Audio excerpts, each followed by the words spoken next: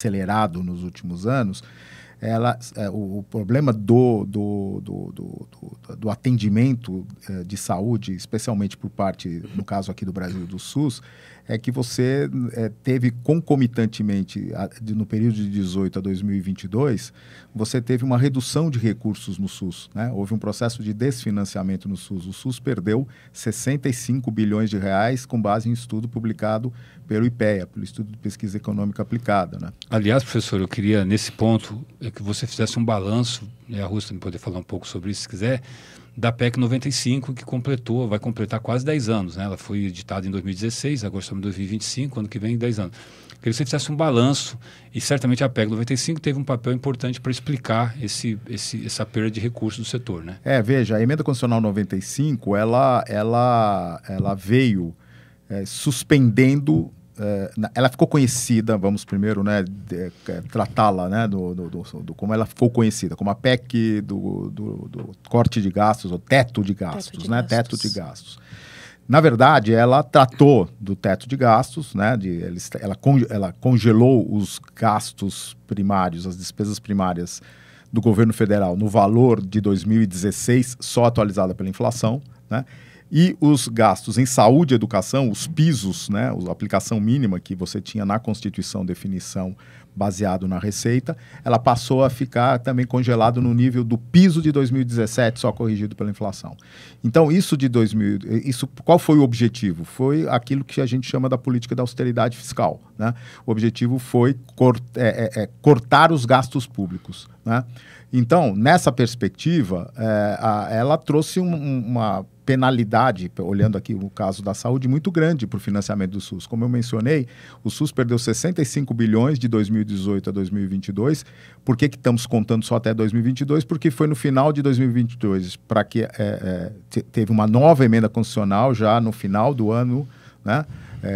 Já sob o novo governo, que foi a PEC da transição, que deu um prazo para se estabelecer uma nova política fiscal, né, o chamado novo arcabouço fiscal, e quando foi aprovada essa lei do novo arcabouço fiscal, essa emenda constitucional da transição dizia, bom, então aí fica revogada a emenda 95. Então a emenda 95 foi efetivamente revogada lá em setembro de 23, né?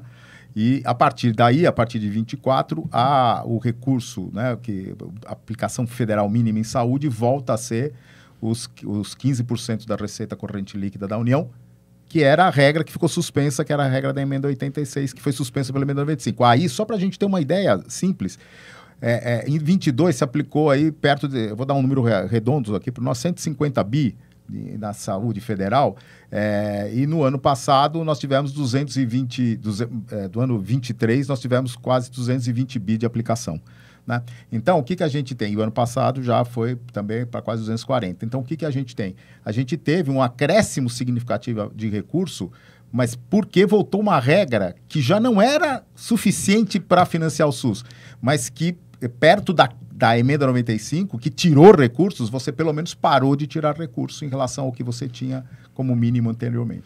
E o que parece insensato, né, professor, é que a população apresenta um crescimento vegetativo. Sim. E que se você congela gastos com saúde, você tende a acelerar o subfinanciamento e agravar os problemas de saúde. Eu brincava na época, quer dizer, brincava assim... Seriamente, né?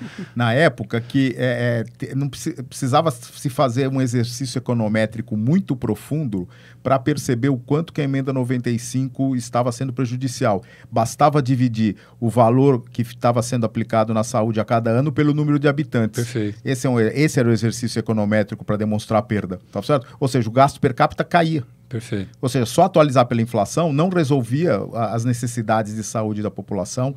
Por exemplo, como é que você faz com que o setor público possa ter equipamentos, possa ter medicamentos, que possa estar na linha de frente como está no setor privado, né?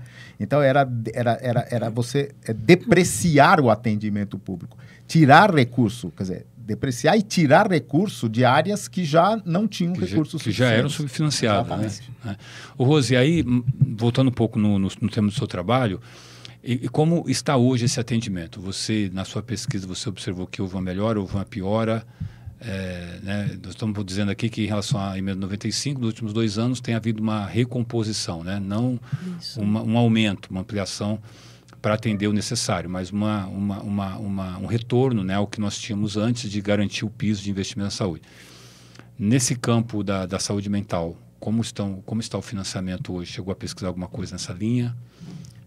Não pesquisei. Depois, a pesquisa ela foi até 2022, né? Porque era quando finalizava a emenda constitucional, foi quando encerrou ali. Mas os números mostravam assim que antes da emenda e durante a emenda, o investimento em saúde mental foi mínimo, né? Foi muito pequeno. Então, foi praticamente zero. Foi manter salários, praticamente, né, professor? Então, assim, foi isso que eu consegui concluir com a pesquisa, né? Tanto que em 2022, como o professor falou, teve um aumento bastante, assim, significativo no investimento da saúde mental, né? Mas precisa de muito mais, porque o aumento de casos vem crescendo, né? Então, teve aí a Previdência Social, né? Ela fez uma publicação informando que mais de 400 mil trabalhadores foram afastados só em 2024 por problemas de saúde mental. Então, é algo que a gente precisa, que o SUS precisa estar preparado para suprir. E com o investimento que ele tem hoje, ele não está. Né? Acho que essa abordagem que a Rosiane trouxe, né, agora e que está na monografia dela é bastante importante, né? Quer dizer, é pensar a questão do financiamento da saúde mental para além da questão específica do atendimento à saúde. Mas como que ela rebate também nas condições de produtividade da economia? Porque, sem dúvida, você vê, interfere no financiamento da Previdência Social, por conta dos auxílio-doença. Interfere no afastamento dessas pessoas do trabalho. Perfeito. Né? Então, por isso que é fundamental que a gente possa ter essas medidas de prevenção. São duas perdas, né? Exatamente. A perda para o financiamento do SUS e também para o país, né? Exatamente. Porque aquele trabalhador está afastado e deixando de produzir, de exercer sua atividade produtiva. Bom, eu trouxe aqui, professor, alguns dados que a gente pode compartilhar com a nossa audiência, que falam um pouco sobre, talvez fique ruim para a nossa audiência ver os números, tá? Mas eu gostaria só de repercutir com vocês aqui o tamanho da economia da saúde, né? Então, essa tabela lá, pegar ali o dado de 2020-21, né? Que é o período que a gente tem ali mais recente, que mostra ali o tamanho da economia da saúde. Agora, o que chama a atenção da gente aí é que, por exemplo, equipamentos médicos, farmacêuticos, eles são relativamente baixos, né? Os números são baixos, considerando que o país teria condições plenas, por exemplo, de desenvolver novos medicamentos, principalmente materiais cirúrgicos, materiais médicos, né, que o Brasil importa hoje, ou seja, nós poderíamos atingir dois objetivos simultaneamente, né, ou seja, diminuir a saída de dólares do país e investir internamente, gerando emprego e renda, produzindo esses equipamentos que hoje são importados. Então, só para a gente ter um número ali, nós estamos falando de, na atividade relacionada à saúde diretamente, né, um gasto ali de 8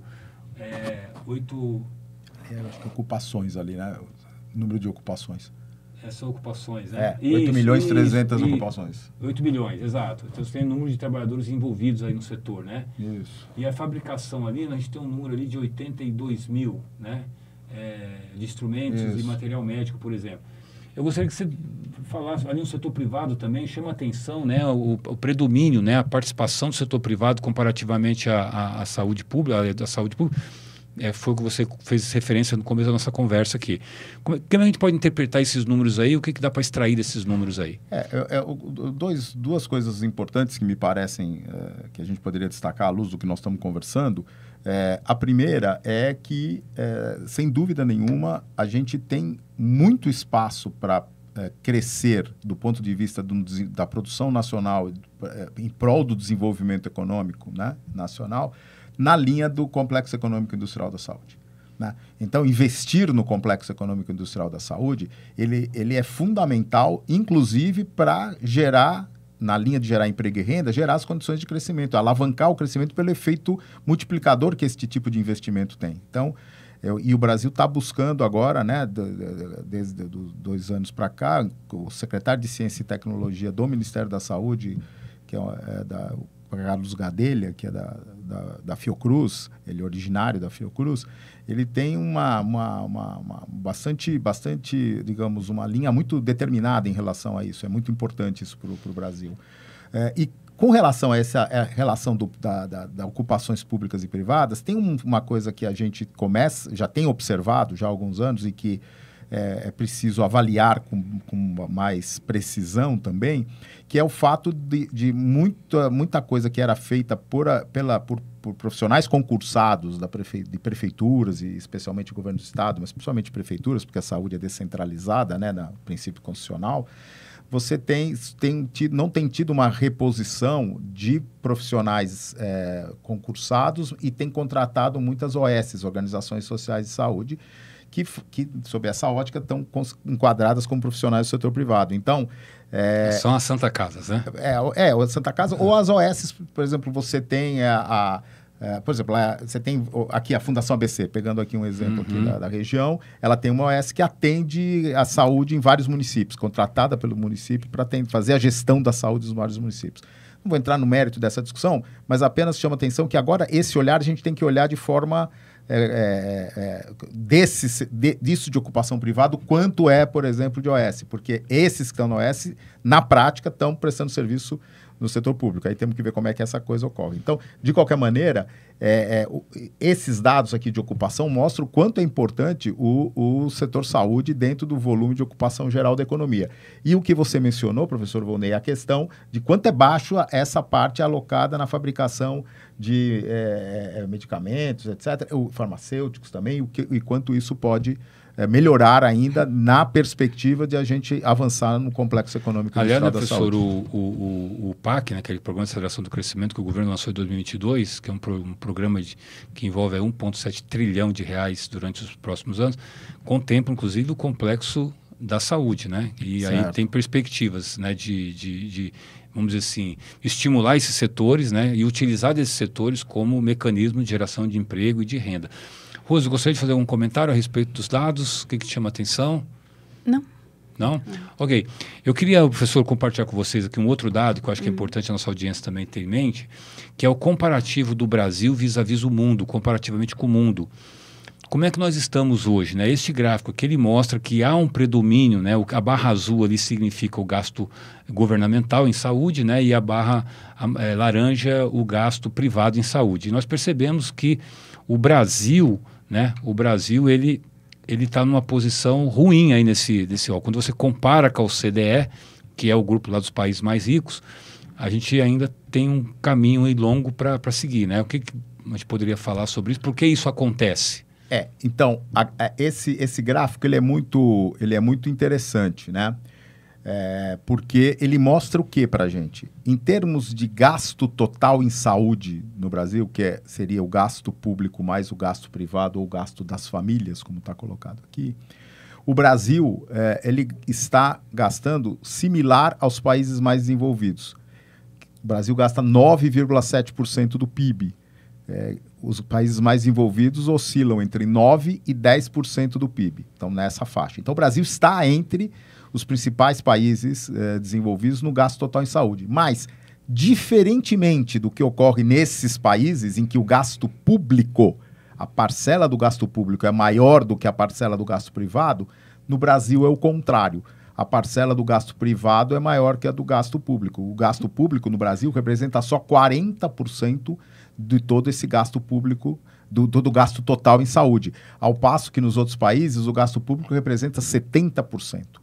Então, o que significa isso? Significa que nós ainda estamos um pouco atrasados na perspectiva de que a organização do setor saúde tenha uma condução, uma coordenação mais geral do setor privado, do setor público, diferentemente do que acontece, né, no Brasil, nos outros países, que é isso que acontece. Então, você tem, por exemplo, o Reino Unido, que é um exemplo de saúde, né, o NHS inglês, e lá, por exemplo, é isso, 70% um pouco mais, 77%, lá no Reino Unido, você tem 7,9% do PIB sendo investido com gasto público em saúde, né, do total dos 9 e pouco lá que eles têm. Uhum. Então, isso significa o quê? Significa que você tem um sistema de saúde público forte, e que tem espaço para a saúde privada, mas a saúde privada não é aquela que predomina na atenção à saúde da população. No caso brasileiro, não. Então, o que acaba acontecendo com isso? Acaba acontecendo que nós temos uma desigualdade no atendimento à saúde muito brutal, né? Muito brutal. Uma parte dos gastos das famílias, por exemplo, para ser enfrentado também do ponto de vista econômico, o governo dá isenção do imposto de renda. Que isenção de imposto de renda é como se o governo estivesse pagando, mas não aparece deste jeito nas estatísticas. Então, é muito importante que a gente caminhe para o fortalecimento do financiamento da saúde ou financiamento do SUS no Brasil. Né? Se a gente conseguir melhorar e, pelo menos, inverter essa lógica que hoje é 60% privado e 40% público, e inverter que seja 60% público e 40% privado, mantida a lógica aí dos 10% do PIB, nós vamos dar um salto significativo nas condições de saúde da população, pensando o sistema de saúde como um todo, que envolve público e privado. Aqui nós temos no Brasil a Belíndia, né? A Bélgica misturada com a Índia, né? Então, você tem um setor privado robusto, que atende a uma camada da população de alta renda, e tem o serviço público, né? O SUS, que atende a maior parte da população e que é subfinanciado. Então, você tem um agravante, né, de estar num país cuja a distribuição de renda ela é muito desigual e, em parte, isso ocorre exatamente por causa dessa má distribuição. Né? E aí, às vezes, a gente percebe algumas discussões, agora estão abrindo uma consulta pública para planos populares de saúde, né, que seria com poucas coisas, poucos itens cobertos. Aquela conta corrente básica, né? Seria um pacote de saúde básico. Qual é o problema disso? O problema disso é que o mais caro do atendimento à saúde vai ficar nas costas do setor público. Ou seja, você vai desestruturar ainda mais esse processo de financiamento do SUS se você disseminar planos chamados populares de saúde.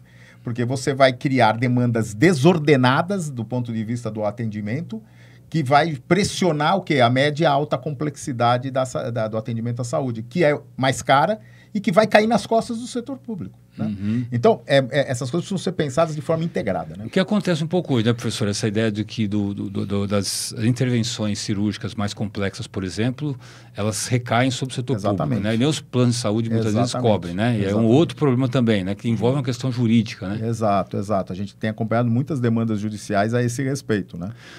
Agora, e também muitos que vão, procuram unidades de saúde pública e depois, na hora, pagam um plano de saúde, mas por alguma razão, como o exemplo esse que você deu, e aí não tem o ressarcimento no valor que deveria do privado para o público. Né? Porque já pagaram, as pessoas pagaram lá para o plano privado. Né? Não, perfeito. Rose, você estava falando sobre o tratamento mental, né, garantido pelo SUS, e me ocorreu de como se viabiliza isso, né? Porque hoje você tem lá a telemedicina, né, que hoje foi facilitada aí pelas novas tecnologias. O SUS hoje atende também por telemedicina ou só presencial? O SUS... Eu não tenho certeza. Atende pela telemedicina também? Está começando esse processo. Está começando por telemedicina. Isso. Eu sei que teve muitas empresas que implantaram a telemedicina, né? Preocupada justamente com essa parte do afastamento dos funcionários por depressão, ansiedade. Os convênios hoje em dia praticamente 100% atendem pela telemedicina, né? E agora o SUS deve estar gradativamente, né? Está gradativamente porque seria um caminho, né, professor? Processo. Essa ideia do uso da telemedicina com mais intensidade. E nós precisamos, logicamente, né, ampliar as redes de acesso ao Wi-Fi pelo país todo, né, para que as pessoas tenham condições de serem atendidas, né, remotamente. Porque uma coisa que me chama a atenção, e eu acho que isso tem muito a ver, logicamente, com o subfinanciamento, que é um atraso tecnológico do sistema de saúde, do Sistema Único de Saúde, vis-à-vis o sistema privado. Porque hoje o sistema privado te proporciona um aplicativo que você consegue agendar uma consulta, marcar um exame rapidamente com uma lista de conveniados, e não tem isso no SUS ainda. Você que acompanha de perto isso, como é que está esse processo? Há uma preocupação com isso? Nós estamos avançando ou ainda estamos a passos de cágado? São duas questões, né? A primeira é importante a gente ressaltar que o novo governo que assumiu no início de 23 criou uma Secretaria de Saúde Digital dentro do Ministério da Saúde. Então, a partir dessa iniciativa, vários estudos estão se desenvolvendo nessa linha, né? Da questão da implementação da saúde digital. O segundo problema é o problema do subfinanciamento, né, que acho que você mencionou bem. A gente sempre pensa, né, nós todos tendemos a pensar com a nossa cabeça de região metropolitana, né, de grandes centros urbanos. Mas o Brasil é infinitamente maior do que esses espaços de centros urbanos que nós temos. E você, inclusive, que eu costumo dizer, para a gente buscar essa maior eficiência, garantir maior atendimento, etc., eu preciso de mais recursos. Tá? Porque, por exemplo, estender uma rede de cabos ou de fibra ótica, seja lá o que for, pelo Brasil todo, requer investimentos. Então, o que eu costumo sempre dizer é que a gente não pode ser contra mais recursos para o SUS. A gente tem que lutar na seguinte perspectiva: precisa mais recursos para o SUS para quê? Fazer uma espécie de cara crachá. Mais recurso para isso e depois fiscalizar e ver se foi. O que não pode é partir do senso comum, saúde é saco sem fundo, como muita gente fala, e aí não investe em saúde. E aí faz o quê? Tá certo? Não, e é impressionante essa leitura, né? Porque como o Arroz comentou no começo, nós falamos aqui, né? O investimento em saúde é você garantir a produtividade do próprio trabalhador, é você garantir a eficiência da economia em última instância. Quer dizer, é só pensar um pouquinho para a gente conseguir identificar o tamanho, né, da importância da saúde. Né? Professor Volney, vou dar um número só para quem acha que... A gente já passou dados internacionais que estão mostrando que a gente não gasta muito com o SUS, né? Mas vou dar um outro número para que talvez mais próximo da nossa realidade. No Brasil, somando o gasto da União, dos estados e do município, o Brasil gasta em torno, vou dar um número aproximado aqui de 2 anos atrás, R$4 per capita por dia. R$4 per capita por dia é menos do que a gente paga no transporte coletivo. E eu costumo dizer que o transporte coletivo no Brasil ele é subsidiado pelo estado e pelo município, quer dizer, além do que as pessoas pagam no transporte, ainda tem o subsídio das prefeituras e do governo estadual. Mas e também eu costumo dizer que quando a gente pega um metrô para ir para algum lugar, a gente depois toma outro metrô para voltar. No mínimo pega 2, né? Ou pega um ônibus para ir, pega um ônibus para voltar. Ou seja, a gente per capita por dia gasta 8. E o SUS gasta 4. Né? Com o gasto público per capita por habitante, né? O gasto por habitante por dia é R$4 per capita. Então, estamos longe. Tá, professor, mas como nós estamos já no final do nosso programa aqui, eu vou trazer o último dado para repercutir com vocês, que é um dado que foi publicado pela Auditoria Cidadã da Dívida. E esse gráfico em formato de pizza chama muita atenção, né? Que nós, em 2023, de 4 trilhões e 360 bilhões do orçamento executado pelo governo federal, 43% foram destinados a pagamento de juros e amortizações da dívida, 21% da Previdência Social, e assistência social 5,6% praticamente, e saúde 3,7%. Estamos falando aqui então de 43% circulando no sistema financeiro contra 3,7% na saúde. Esses números são autoexplicativos, né? É mais um exemplo do que se alguém falar que se gasta muito com saúde, está torturando esse gráfico aqui, tá certo? E aí a gente pode dizer o seguinte: quem está produzindo mais riqueza e quem está produzindo mais desenvolvimento com esse perfil de gasto, né? Porque o pagamento do juro e da amortização funciona como uma rolagem, né? Você me deve 1.000,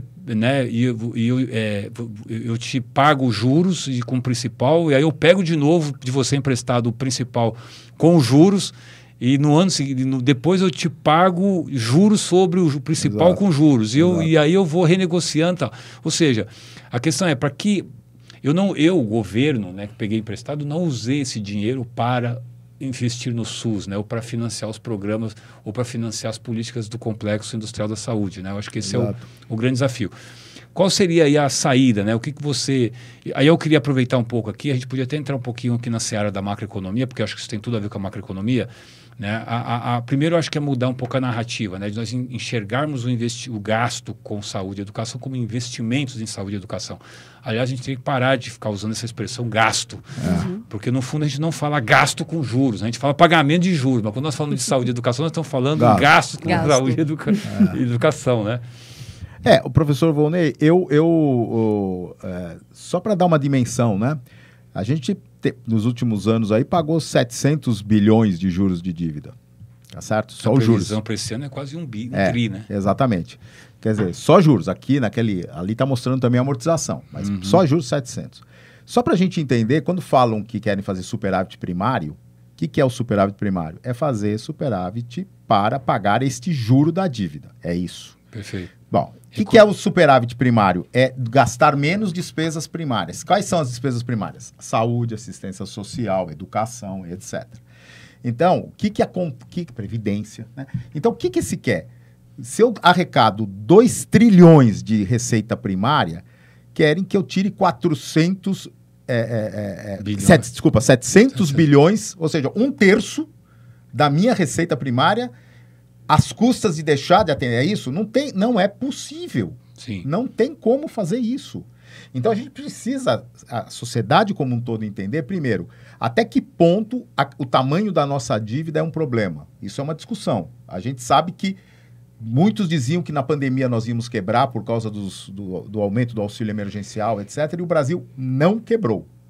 Então, a discussão é, primeiro, os juros, por que a gente não pode fazer a rolagem da dívida com mais prazo? Por que tem que ser a cada ano, a cada 2 anos, a maior parte dos títulos? Por que isso tem que ser desse jeito? Se nós não estamos colocando, não há risco de que vai dar calote, né? Perfeito. E isso é o que você falou, na medida que você tem essa pressão do lado financeiro, compromete toda a capacidade do setor público a contribuir com o crescimento econômico e com melhorar as garantias aí de direitos básicos da população. Nós precisamos sair um pouco dessa mentalidade financista e entrar mais numa mentalidade produtivista, né? Exato. Eu acho que aí vem a educação, a saúde juntas. E eu vou citar um economista que ninguém vai falar que ele é marxista, tá certo? Porque longe disso, e muitos vão me criticar porque eu estou lembrando um economista da época da ditadura militar, mas estou fazendo isso de propósito. O Delfim Neto deu uma entrevista já falecido, deu uma entrevista há muitos anos atrás, em que ele dizia o seguinte: olha, o que é preciso para a gente começar a pensar na retomada do crescimento da economia brasileira?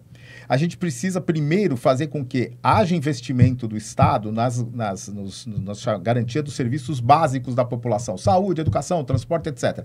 Que é uma forma, imaginando que a sociedade tenha pessoas que participam de uma corrida e que cada um vai se sair melhor, né, a partir do momento que cada um tiver mais habilidades e competências, mas o fundamental é que tenha a condição de todos partirem de um mesmo ponto de saída. Do jeito que está hoje, com a desigualdade social, você nunca vai conseguir criar condições, na perspectiva dele, liberal, de que o país pudesse crescer. Então, veja, é preciso entender que o Estado, sim, tem um papel fundamental na questão do desenvolvimento socioeconômico. Professor, eu acho que essa é uma questão até de sensatez, né, teórica, né? Não nem se trata aqui de uma questão de ser o liberal, ou ser o conservador, ou ser progressista, né? Mas uma visão mais humanista, né, da economia. Da economia, exatamente. O papel da economia é exatamente garantir bem-estar social e viabilizar o desenvolvimento socioeconômico, né? Bom, essa conversa é muito boa, nós estamos chegando aqui ao final, temos 1 minuto ainda, mas eu queria te ouvir, Rose, por suas considerações finais a respeito aí do seu tema. Fique à vontade para você falar o que você quiser. Que o SUS, né, ele na verdade o país precisa investir em saúde mental, precisa cuidar da população, porque daqui a algum tempo ele já tem hoje uma pandemia, uma epidemia silenciosa, e daqui a algum tempo vai estar uma coisa muito fora de controle. Então precisa cuidar agora. Legal. Eu aproveito para te agradecer pela presença aqui no nosso programa. Obrigada, Pro. Venha mais vezes. Professor Fúncio, mais uma vez, obrigado pela presença. Suas considerações finais, por favor. Eu acho bastante importante essa possibilidade, né, de nós conversarmos, né?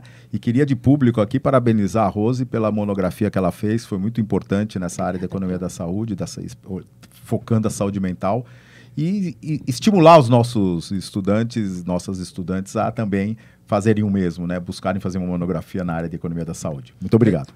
Legal, e agradecemos aqui então ao professor Fúncio, agradecer a Rose também. Fica o convite, professor Fúncio, para voltar aqui, Rose também. E esteja conosco no nosso programa então, com nova temática. Em breve temos uma nova agenda que vamos compartilhar com vocês e até breve. Um abraço.